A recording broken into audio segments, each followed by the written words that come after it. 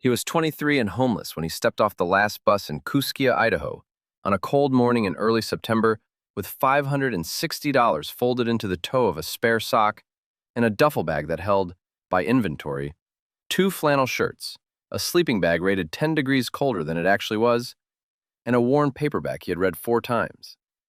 He had no family left to call. He had no place to be by nightfall. What he had was a thing he had told no one in years, which was that he knew mules, knew them in his hands and his hips, the way you know a language you grew up in. And by the end of that week, he had spent 500 of those dollars on an outfitter's cabin at the end of a Forest Service spur road above the Selway River that the county had been ready to bulldoze. A cabin with a collapsed stall roof, 6 empty stalls, and a porch held up by a single jackpost, sitting on land nobody else had bid on in 11 years. But what nobody knew was that under the straw in the back stall of that cabin, in a tin box that had not been lifted since the autumn of 1971, was a pack ledger that would change his life forever. Before we go on, if a story like this means something to you, hit subscribe and tell us in the comments where you're watching from. We like seeing how far these stories travel. Reese Calder had been moving toward the mountains his whole life without knowing it. He was born in Idaho Falls, on the flat, irrigated edge of the state where the Snake River Plain runs east toward the Tetons. And the mountains are something you see on the horizon but rarely touch. His mother cleaned rooms at a motel off the interstate, and his father was a name on a birth certificate, and a story that changed depending on her mood. But she had a sister in Salmon, up in the Lemhi country where the real mountains start, and 3 summers when Reese was a boy, his mother put him on a bus and sent him north for the months she could not afford to feed him. His aunt's neighbor ran trail rides for tourists out of a corral on the river road, and the neighbor needed a boy who would work for nothing but lunch and the chance to be near the animals. That was where Reese learned the mules. Not horses, mules. The neighbor, an old woman named Dell, who had outlived 2 husbands and most of her opinions about people, told him on the first morning that horses were for show and mules were for work. And if he wanted to learn something that would last, he should pay attention to the mules. He paid attention. He learned how a mule will refuse a load that a horse will carry to its own ruin, because a mule has the sense to know its own back. He learned to balance a pack so the offside weighed within a pound of the near side, because a string of animals walking a cutbank trail will tell you about every ounce of imbalance with their feet. He learned the diamond hitch, the way you throw it and the way you set it and the way you check it again at the first switchback, because the load always settles in the first quarter mile. He learned which way a pannier wants to ride and how to read an animal's ears before its feet told you anything. He was 11, 12, 13 those summers. Then Dell sold the corral and moved to Arizona to be near her daughter, and the summer stopped, and Reese went back to the flat country and the motel and a high school where nobody had ever thrown a diamond hitch in their lives. He kept the knowledge the way you keep a language you have no one to speak with, quietly, folded up, waiting. His mother died when he was 20, cancer that started somewhere and was everywhere by the time anyone looked. She had no insurance and no savings, and what little there was went to the people she owed, and Reese came out the far side of it with a job stocking shelves at a farm supply store and a room he rented week to week from a man who did not ask questions as long as the envelope was under the door by Monday. He was not unhappy exactly. He was something with no name. He went to work. He came home. He read the same paperback. He watched the Lemhi Range turn gold in the fall through the window of a break room and thought about nothing in particular, because thinking about things did not change them. The farm supply store closed in August. Corporate consolidation, the manager said, not unkindly, handing out final checks in the parking lot. The manager was not a villain. He had a store of his own to lose. Reese took his last check and went back to the rented room and found a note taped to the door saying the building had been sold and he had until the end of the month. He counted his money on the bed. $560 and no plan past the next 2 weeks. That was the whole of it. He sat there for a long time with the money fanned out on the blanket and felt the specific weightlessness of a man with nothing left to hold him anywhere. He could have stayed. He could have found another room in another store and run the same loop until the loop ran him into the ground. He thought about that. Then he thought about the mules and the smell of a corral at 6 in the morning An old Dell saying, "Pay attention to the mules," and a thing he had not let himself want in 10 years rose up in him so suddenly it frightened him. He went to the library, which was free, and he sat at a public computer, which was free, and he searched for Forest Service surplus and county tax sales in the mountain counties. The way a man searches for a door he is not sure is really there. Idaho County had a list. Most of it was junk. Mineral rights nobody could find, a burned-out trailer, a strip of right-of-way along a logging road, and one line near the bottom that he read 3 times. Former outfitter's permit cabin and 4/10 acre. Selway Bitterroot Trailhead corridor above Lowell. Structures present, sold as is for back taxes and county fee. No warranty. Minimum bid $500. He wrote the parcel number on the back of his hand. He had no car. He had a duffel bag and a sock full of money. The bus to Kuskia left at 6 in the morning and cost him $40, and he sat by the window the whole way north while the flat country folded itself up and stood on end and became the Clearwater Canyons, the river running green and fast below the highway, the timber climbing the slopes so thick and dark it looked like fur. He had never seen country like it. He had spent his whole life 200 miles from it. He pressed his forehead to the cold glass and did not look away once. The county office in Grangeville was a single counter in a building that smelled like floor wax and old paper. The clerk, a woman with reading glasses on a chain, looked at the parcel number on the back of his hand, looked at him, and looked at the number again. "That place," she said. "Nobody's wanted that place since old Toller died." Reese asked who Toller was. The clerk said she didn't rightly know, only that the cabin had sat up there empty for 50 years, and the county had carried it on the books that whole time, hoping somebody would take it off their hands. She said the road in was rough, and the Forest Service had retired the spur in the 70s, and he would be walking the last mile and a half. She said the structures were probably past saving. She said all of this the way you warn a man off a thing. And when she was done warning him, she slid the paperwork across the counter. Because warning a man and stopping a man are 2 different jobs, and only the first one was hers. He paid $500. The county fee was the back taxes, which came to nothing because the assessed value had fallen to almost nothing. And the woman charged him the minimum bid and a recording fee of a few dollars, and that was that.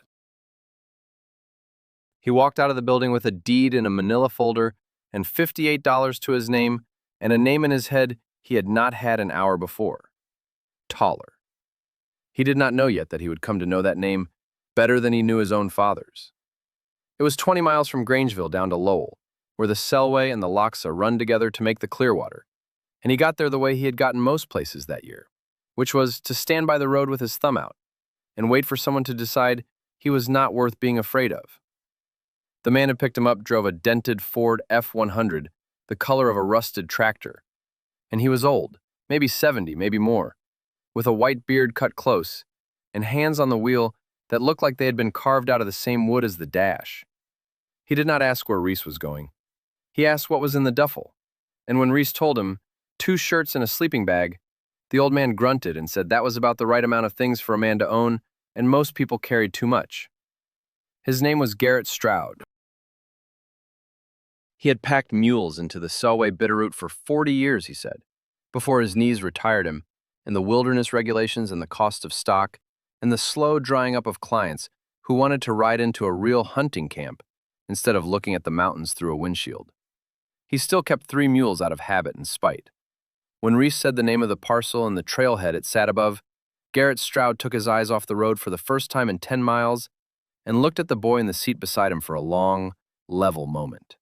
"You bought Ab Toller's place?" he said. It was not a question. Reese said he supposed he had. Garrett drove the next mile without speaking, and when he spoke again his voice had changed, gone quieter and farther back, the way a voice goes when it is talking partly to a dead man. "I packed my first string for Ab Toller in 1966, he said. "I was younger than you. He paid me in lunch and the chance to be near the animals." Reese felt something move in his chest at that, but he did not say anything, because some things you do not interrupt. The spur road left the highway at a green Forest Service gate that had been chained, and the chain had rusted into the gate and the gate into its post, all of it one piece of orange iron now, growing slowly back into the ground. Garrett parked the F-100 in the wide spot and they walked. It was a mile and a half, the old man had said, and it was, but it was a mile and a half straight up the side of a drainage. The old roadbed cut into the slope and half reclaimed by alder and young fir, water bars heaved up by 60 winters of frost. Garrett walked it slow and steady, the walk of a man who has learned that the mountains do not reward hurry. And Reese matched his pace and listened to the drainage running somewhere below them in the timber, and the wind moving high up in the lodgepole where the light was. The cabin sat in a flat bench of ground where the spur road finally leveled, a clearing the forest had been trying to take back for half a century and had not quite managed. It was bigger than Reese had let himself imagine, and worse. The main building was log, dovetailed at the corners by a hand that had known what it was doing. Maybe 16 feet by 20, with a stone footing and a porch across the front, whose roof had given up at the east end and now sloped to the ground like a wing that had been broken and never set. The chimney was river rock, mortared, leaning a degree off true. To the left, joined to the cabin by a covered breezeway, stood a long, low stable, 6 stalls, its roof caved at the far end, where the snow load of some forgotten winter had finally won. The corral fence was down in 3 places. The hitch rail in front of it was sound. Reese noticed that without knowing why he noticed it. The hitch rail was the one thing in the whole place that looked like it could still do its job. Ab built the stable before he built the cabin, Garrett said. Said an outfitter who houses himself before his stock has got it backwards. The old man stood at the edge of the clearing and looked at the buildings and did not go closer. He ran near a quarter-century of pack trips out of here. Elk hunters, fishermen, a few of those long parties that wanted to see the country and not shoot anything. He never had a wife, and he never had a partner, and he never lost a client, and he lost exactly 1 animal in all those years. And he carried that one to his grave heavier than anything else. Garrett stopped. Reese waited. The old man did not go on. He turned and looked at the boy instead. "What do you mean to do with it?" he said. Reese said he did not exactly know. He said he had $500 left when he started, and 58 now, and a deed in a folder, and a thing he had wanted since he was 11 years old, and had no other way to reach. He said he knew mules. He said it plainly, not as a boast, because old Dell had taught him that you do not boast about the mules to a man who actually knows them, and Garrett Stroud heard the difference. The old man looked at him a while longer. Then he looked at the sky, where the light was going long and gold over the ridge across the drainage. And he said the thing that outfitters have been saying to boys at the edges of clearings for as long as there have been mountains to say it in. "It'll be dark in 2 hours," Garrett said, "and the first snow on this bench comes the last week of September, give or take. You've got maybe 3 weeks of building weather and $58, so you'd best decide tonight whether you're staying. Because if you're staying, we start in the morning." He walked back toward the truck without another word, and Reese stood alone in the clearing with the broken buildings and the gold light and the cold coming up out of the ground. And he made his bed that first night on the floor of Ab Toller's cabin, in his 10-degree bag that was not a 10-degree bag, listening to something move in the timber, and the river running far below, and a loose shake lifting and dropping on the stable roof in the wind. Lift and drop, lift and drop. Like the place itself was breathing, waiting to see what he would do.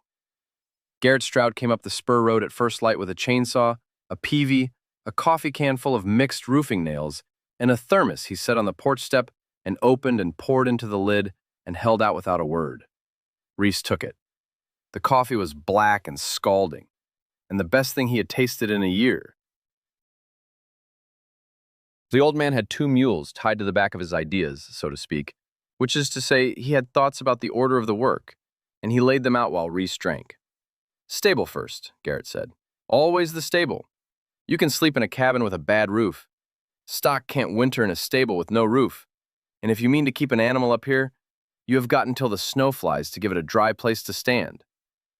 He looked at the caved end of the long building and the daylight coming through it. "First snow's 3 weeks out. Maybe less this year. The huckleberry leaves turned early, and that's the bush telling you something."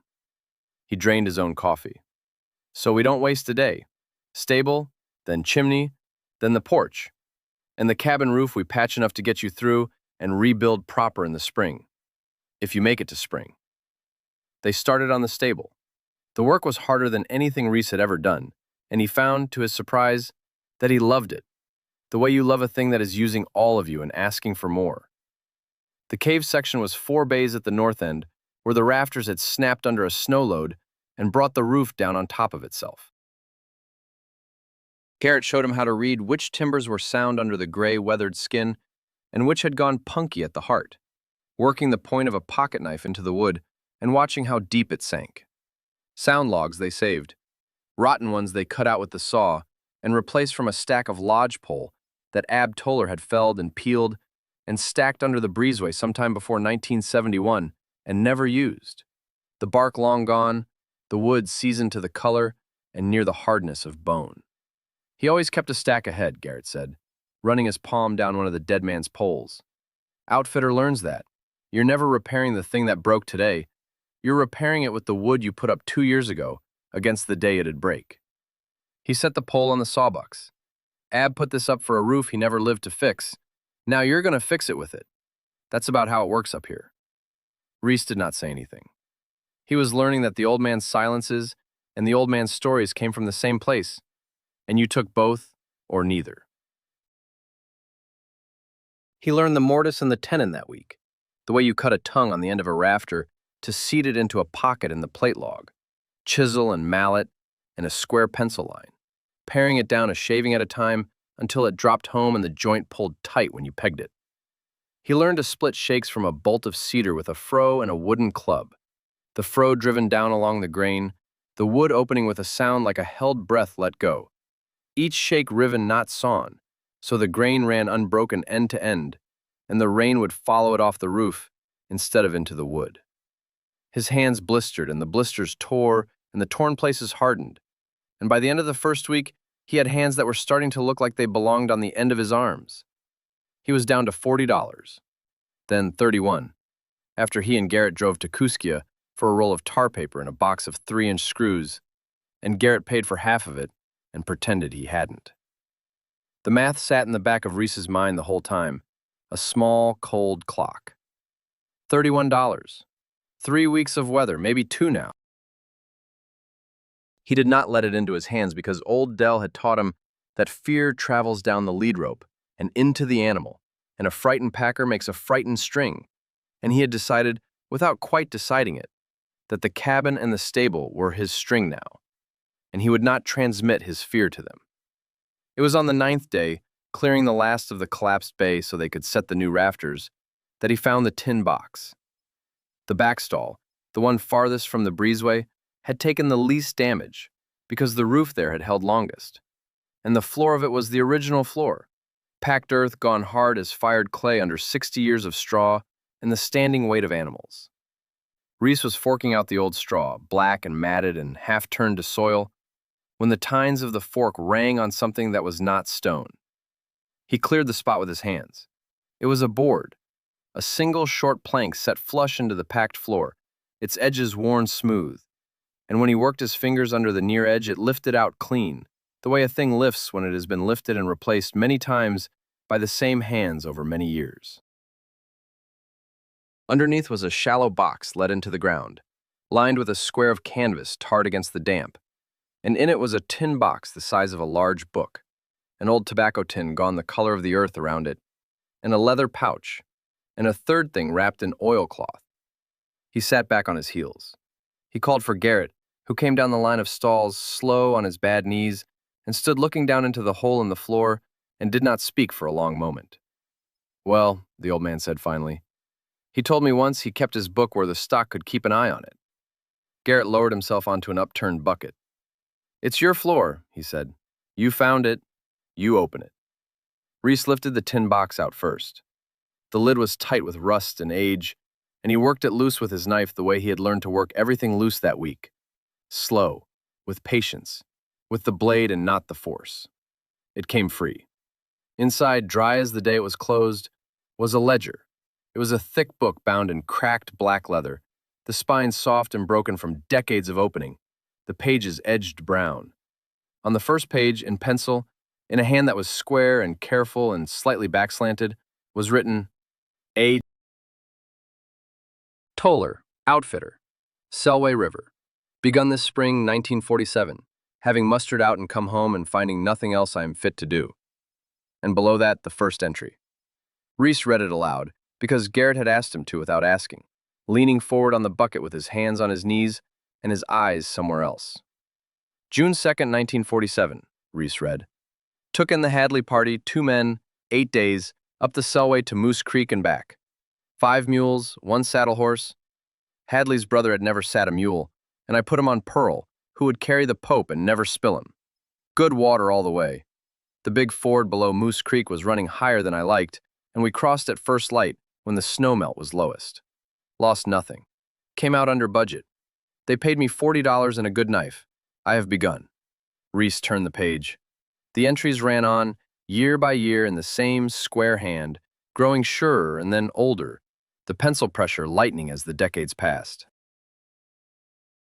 Parties of hunters and parties of fishermen, and once, in 1953, a party of 3 women from a college in the East who were studying the wildflowers in Tipton, Ab had written, more than the men ever did, and asked better questions.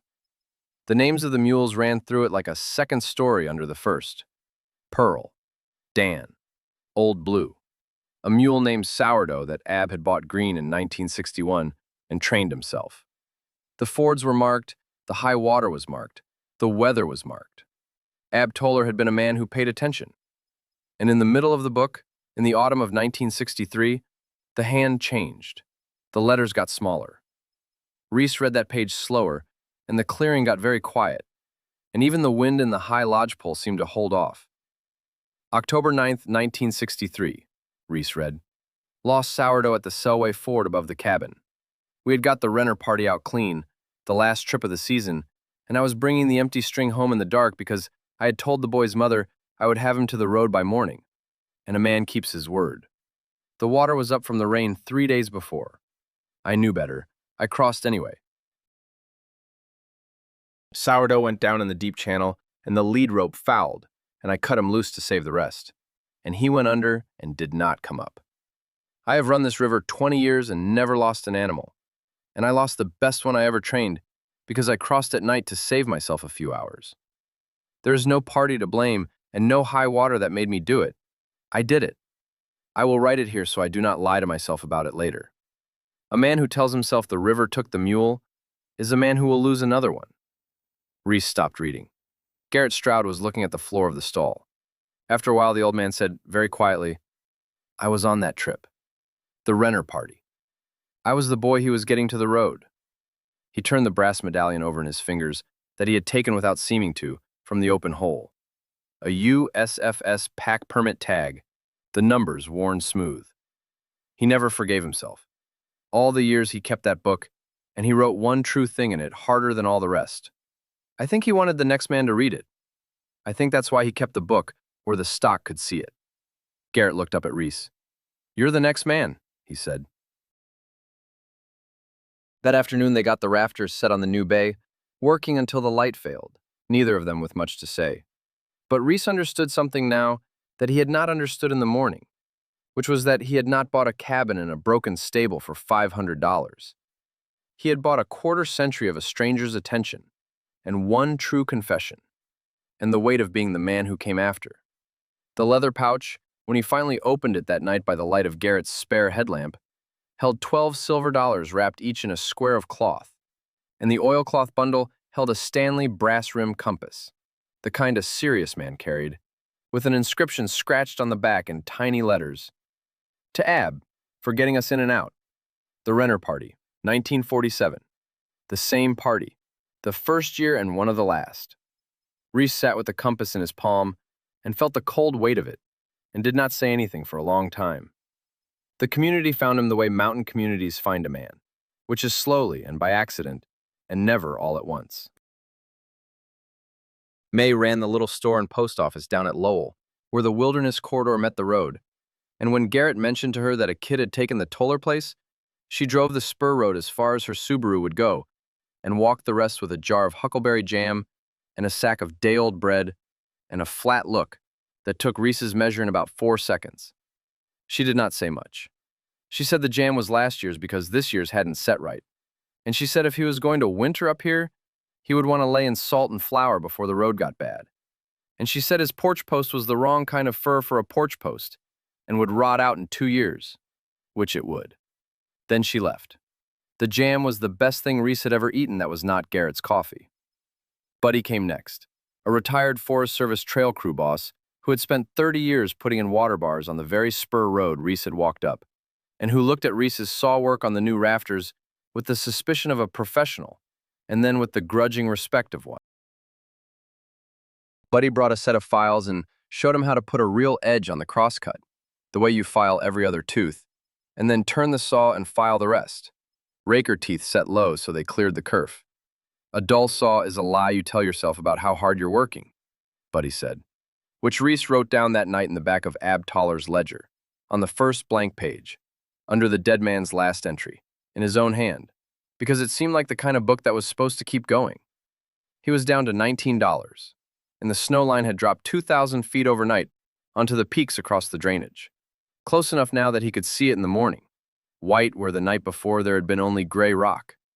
And the stable roof was half-shaked, and the cabin chimney was still leaning a degree off true, and the porch still sloped to the ground like a broken wing. Garrett came up the road that morning, slower than usual, and he stood in the clearing a long moment, and he did not reach for the thermos. He looked at the new snow on the peaks, and then at the half-finished roof, and then at the boy. "We've got a problem," he said. "There's weather coming." Not the first snow, the first storm. And it's coming faster than the roof. The storm gave them a day and a half. They spent it the way you spend borrowed time, which is carefully and without panic. Garrett brought his 3 mules up the spur road that afternoon, leading them on foot the mile and a half because the trailer could not make the grade. And he put them in the 2 stalls that had roofs, while Reese worked the fro until dark, splitting the last of the cedar. Buddy came up unasked, with 2 more pairs of hands he had found somewhere, a nephew and a neighbor, and they shaked the new bay in a single long day, working a course at a time up the slope of the roof, each shake offset to cover the seam below it, the way water has taught wood to be laid for 10,000 years. They got the last course on and the ridge cap nailed an hour before the wind changed. The storm came in the night out of the northwest, the way the bad ones come, and Reese stood in the breezeway in the dark with Garrett, and the 2 old men did not talk, only listened. The wind took the loose shake off the cabin roof that Reese had not gotten to, and they heard it go, end over end into the timber. The new stable roof held. Inside it, the 3 mules shifted and blew and stood out of the weather in a dry stall for the first time in the 51 years since Ab Toller died. And somewhere in that long, noisy night, Reese understood that he had done the one thing the dead man had asked of whoever came after. He had given the stock a dry place to stand before he gave it to himself. Ab built the stable first, so had he. After the storm, the real work of the year began, and it went on through October into the short, cold days of November. And Reese did it mostly alone, the way it was meant to be done, with the old men coming and going and the ledger open on the cabin table at night. He rebuilt the chimney first, because a leaning chimney is a fire you have not had yet. Sully came up for that, a dry stone mason in his 60s with forearms like fence posts. And he taught Reese to take the river rock down course by course and number each stone with chalk so it could go back the way Ab had laid it, and then to reset the leaning courses plumb with fresh mortar pointed deep and struck clean. "Stone remembers where it wants to sit," Sully said. "Your job's just to remind it." They rebuilt the firebox with a new clay flue liner Sully had carried up in a pack frame, and when they lit the first fire to cure the mortar, the chimney drew straight and true and did not smoke. And Reese sat in front of it that night and felt warmth come off a hearth a man had built before he was born. He patched the cabin roof to last the winter and resolved to rebuild it proper in the spring, because Garrett had taught him the difference between the work you do to survive the season and the work you do to honor the building. And a man with $19 does the first and promises the second. He set the porch right, pulling the rotten fir post May had warned him about and replacing it with a heart cedar post Buddy hauled up, and he jacked the sagging east end back to level a 1/4 inch at a time over 3 days so the old joint would not crack. And when it was done, The porch roof was a roof again, and not a broken wing. He brought Ab Toller's seasoned lodgepole down off the breezeway stack, one pole at a time, and used the last of it. And on the day he used the final pole, he stood the way Garrett had stood and put his hand on it and was quiet, because the dead man's wood was gone now into the living building. And there is a kind of completion in that a man does not have words for. The community closed around him the way it had opened, slowly, without ceremony. Garrett offered him winter work at the corral he still kept down in the valley, mucking stalls and gentling the mules and mending tack. In exchange for hay, he would freight up the spur road on the mules themselves before the snow shut the grade. It was not much money. It was enough, carefully managed, which Reese was learning was the only kind of enough the mountains gave. May put a hand-lettered card in the window of the store that said, "A young fellow up the Toller Spur was good with stock," and would pack a camp or mend a fence. And by the time the snow came down to stay, he had 2 clients lined up for the next season, an elk hunter from Lewiston and a fellow from Missoula who wanted to be taken into Moose Creek to fish the way his grandfather had been